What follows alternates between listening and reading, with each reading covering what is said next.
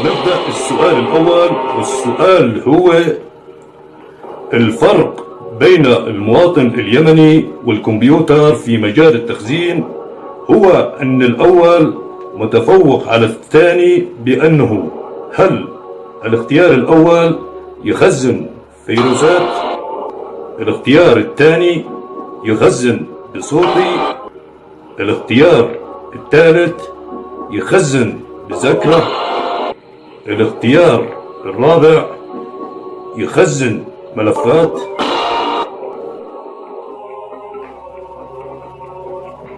الفرق بين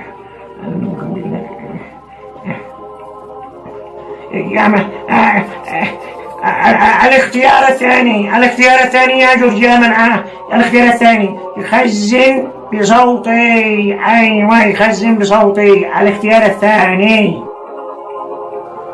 ليش ما يخزن بذاكرة أو ملفات مثلا؟ الفارق باختصار أن الأول يمكنه يخزن بصوتي، والثاني مسكين ما يقدر يعمل مثله. أيوة هذا هو الفارق، أنا متأكد. يلا ثبت. يثبت على الاختيار الثاني،